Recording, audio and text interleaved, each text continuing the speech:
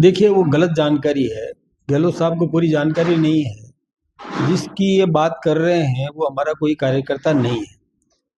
दूसरी बात, ये फोटो खिंचवा देना तो अब क्या है कि आजकल पता चलता नहीं है कि कौन व्यक्ति है। हर आदमी सेल्फी ले लेता है, फोटो खिंचवा देता है, पास में आके खड़ा रह जाता है, फोटो खिंचवा देता है। तो खिंचवा दिया होगा फोटो, मेरे साथ नहीं है, लेकिन किसी भी नेता के साथ में खिंचवा लिया होगा। लेकिन हम किसी को बचाने में नहीं लगे हुए हैं। हम कतई बर्दाश्त नहीं करेंगे, चाहे कोई भी हो। और विशेष रूप से गहलोत साहब ऐसे आरोप लगा रहे हैं, तो गहलोत साहब के जमाने में जब वो मुख्यमंत्री थे तब कितने पेपर लीक हुए थे। और हम तो किसी को बचाने वाले नहीं है। जैसा मुझे अभी जानकारी मिली है कि उसको गिरफ्तार किया गया, जिनकी ये बात कर रहे हैं उनको गिरफ्तार कर लिया। हमारे यहाँ जीरो टॉलरेंस है, किसी को माफ करेंगे नहीं, चाहे कोई भी व्यक्ति क्यों नहीं हो, कितना ही नजदीकी क्यों नहीं हो। कानून कानून का काम करेगा, दोषी को दंड दिया जाएगा। किसी को बचाने का प्रयास हम कतई नहीं करते, सवाल ही नहीं उठता। ये पेपर राजस्थान की प्रेस से या कोचिंग सेंटर से या कहीं से लीक हुआ या बाहर? ये एक्चुअली केरल से लीक हुआ बताते हैं। ये पेपर लीक की जहाँ तक सोशल मीडिया के माध्यम से भी पता चला और कुछ मैंने भी पूछताछ की, तो राजस्थान का इसमें कोई लेना देना नहीं है। पेपर लीक बाहर हुआ और वहां से फिर कॉपी लोगों ने की है, एक दूसरे ने तीसरे को चौथे को ऐसे करके भेजा गया है। बताते हैं कि केरल से, फिर और दूसरे प्रांत में, फिर उससे यहाँ। लेकिन सबसे पहले तो मैं धन्यवाद देना चाहूँगा केंद्र सरकार को, एनटीए को, कि उन्होंने तुरंत इस परीक्षा को रद्द कर दिया।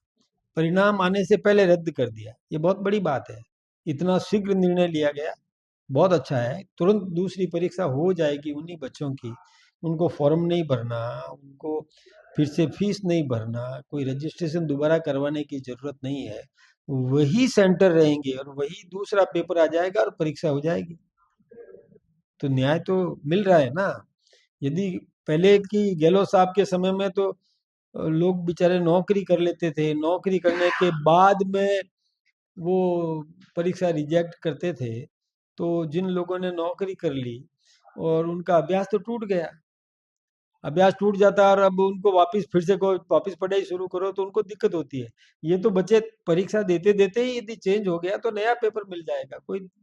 हाँ, आने जाने की परेशानी जरूर होगी, बाकी नया पेपर। सबसे बड़ा खेल कोचिंग संस्थानों को लेकर के आता है, इसलिए चाहे वो पहले की सरकार में रहा इस बार। तो सरकार इन कोचिंग संस्थानों के पीछे क्या सख्त कार्रवाई करेगी जिससे कि आने वाले युवाओं के भविष्य के ऊपर कोई दाग नहीं लगे? ये बात आपने सही कही है।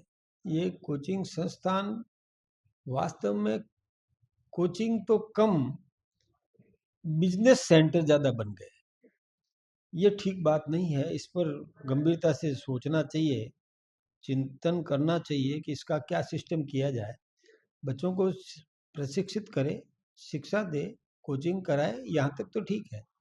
लेकिन उनको कहीं से पेपर उपलब्ध करवा दे या और ऐसा कोई कृत्य कर दे कि जिससे बच्चे की योग्यता तो बढ़े नहीं और नकल करके वो क्वालिफाई हो जाए।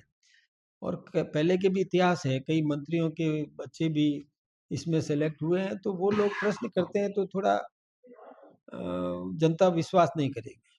कोटा के बाद सीकर एक शिक्षा का हब बनता जा रहा है, लेकिन जितने करोड़ों रुपए में ये पेपर निकलता जा रहा है, नहीं लगता है कि कोचिंग संस्थान एक तरह से व्यापार बनता जा रहा है और मैंने गरीब पिसता जा यही रहा है? मैंने यही निवेदन किया कि कोचिंग कराना कोई बुरी बात नहीं है, लेकिन कोचिंग को बच्चों की योग्यता बढ़ाने में ध्यान कम दे और ये कहीं से जुगाड़ करके और उनको क्वालिफाई करवाने का षड्यंत्र करे, ये ठीक नहीं है।